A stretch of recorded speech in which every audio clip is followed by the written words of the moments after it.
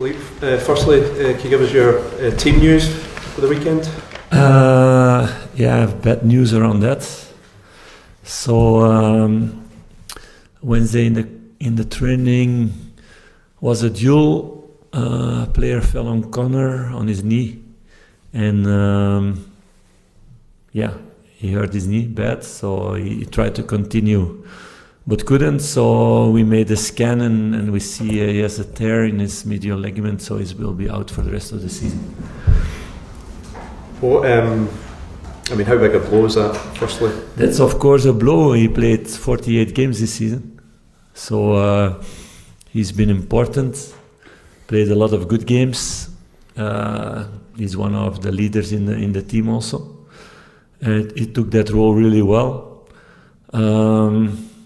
And that was also the first thing he said to me that he wanted to be in the dressing room the next couple of games, although he cannot play, but to be there for the boys and to support them. So that's already a positive thing from his side, and shows also the commitment he has towards this group and this club. But of course it's unlucky to lose him now. But yeah, it's been the story of this season that players get injuries, and then it's about others to show their quality and to step up what they did until now. Yeah, you spoke about the leadership there. Do you believe there are enough characters? You have title winners in your dressing room, but maybe not many with experience of a very close title race. Do you feel like you've got other leaders that can step up now? Yeah, title race or not,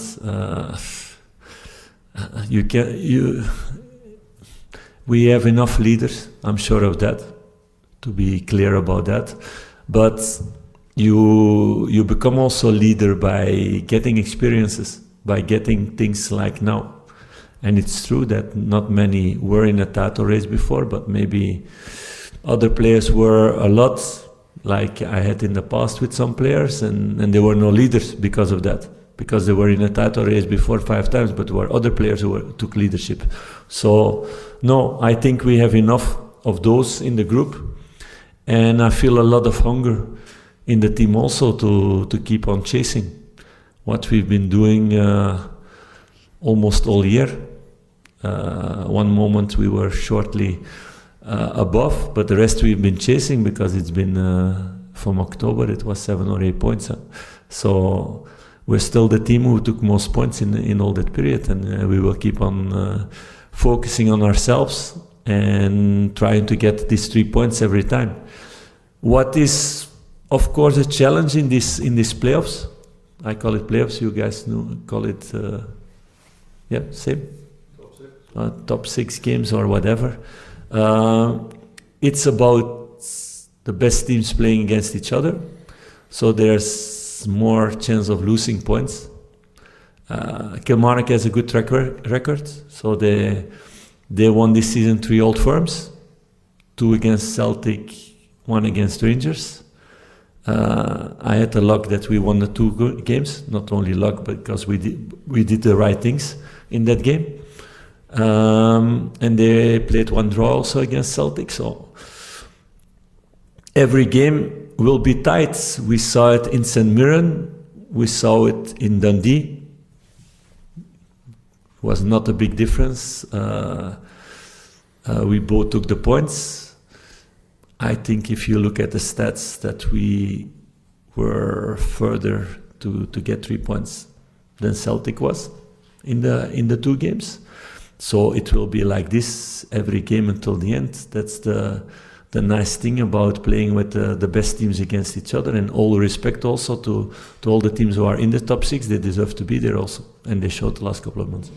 You said Rick Van Yilmaz and Ryan Jack would be starting training this week. Has that been the case? That's been the case, yeah, that partly they trained with the team, yeah. Are they available for the weekend? We need to see tomorrow. Ritvan maybe, Ryan not yet. He's too far away for that. To have a few trainings and then to be available for the squad. So for sure he will need more time than Ritvan, but it's normal also, because Ritvan has been He's been long time out, but less long than Ryan. Do you have a time scale on Connor in terms of next season? Is he getting back for pre-season? Yeah, pre-season he will be back, and he told me also that he's happy about that, because last season he missed almost all pre-season. So it's been already quite a miracle that he played so many games and he was fit so much time. But yeah, this injury was really bad luck.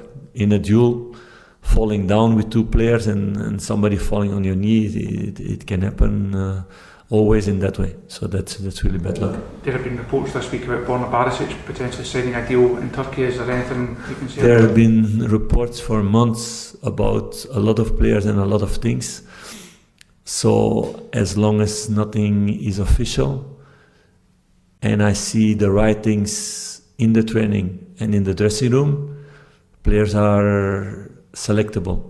And Borna will be in the selection tomorrow, what I've seen until now. If he steps into the building with another mindset tomorrow, that's something else, but I don't believe so.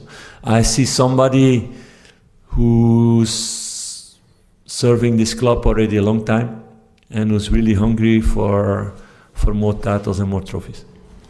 I think similar reports had said that John Lundstrom was also potentially in line for a move to Turkey as well. I know you've said that you want to keep him at the club and you feel he feels the same way. Has that situation changed at all? No, but I said there's nothing official around that, so I'm not naive. The longer that things last, the more possibility that other people step in.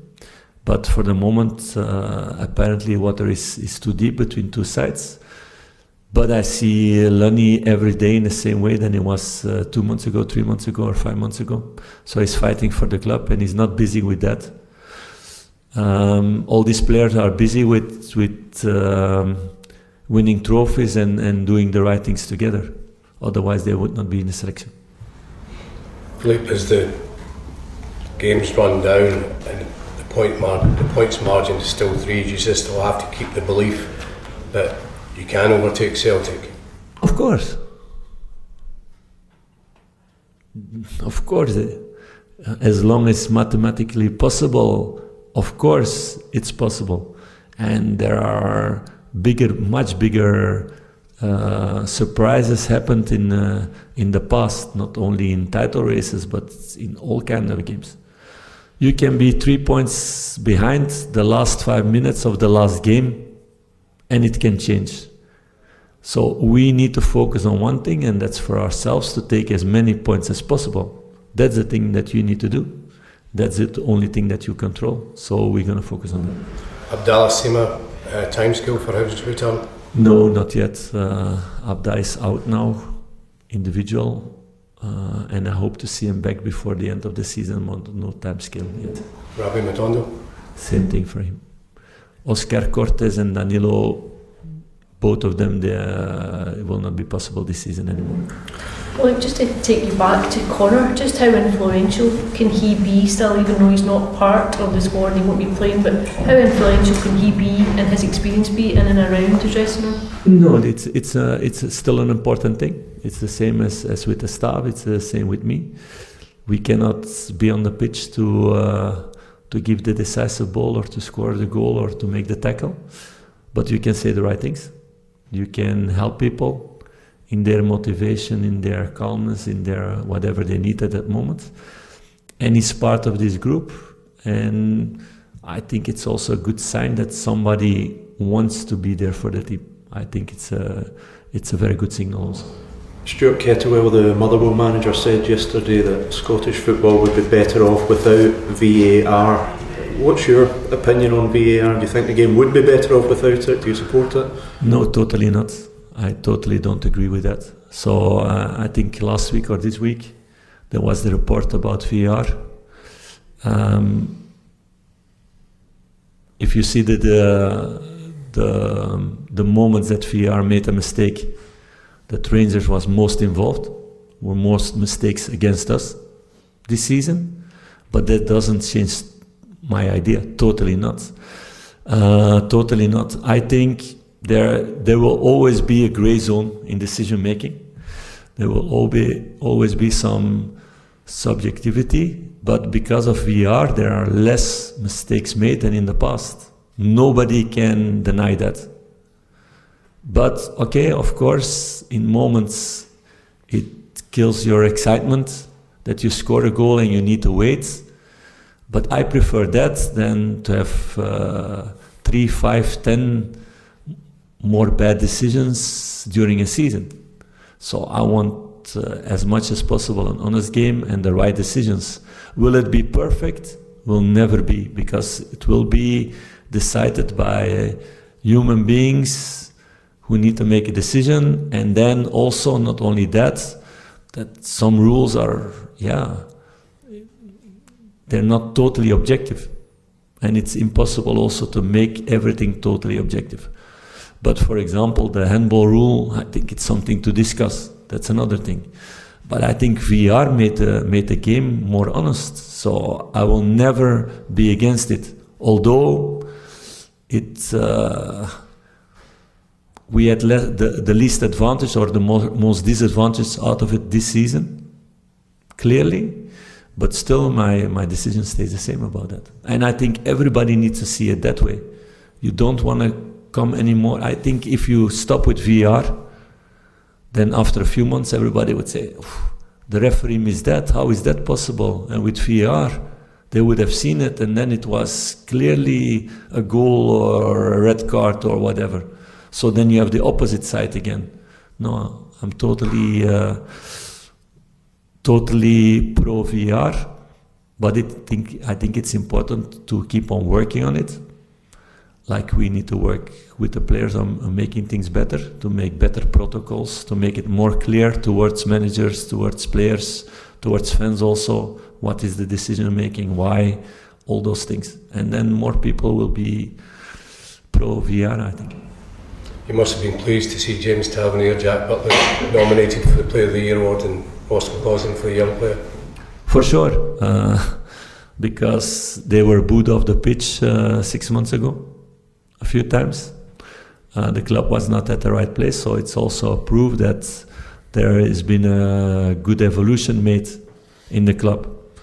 I see that Rasmus Gosland last season trained 5 times in all season with the first squad, and he's now nominated for that prize. That's a really positive thing for all academy and everybody who worked closely in the youth teams and in the first team with Ross. And from Ross himself also, the way he worked all this time. And for the other players also, you can only be nominated if your team is doing the right things. It stays a collective sport, so it means that at Rangers something went well.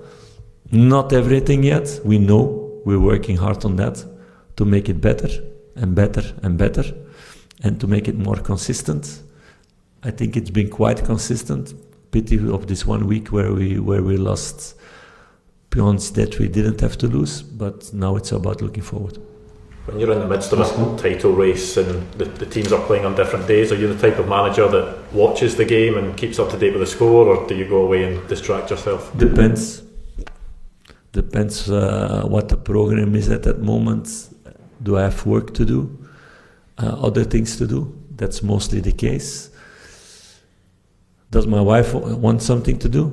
Sometimes I need to listen to her also to stay married, because I work a lot. That can happen, and there are moments that both things are filled in, and I can watch the game. So I don't know yet what I'm going to do on Saturday. We will see.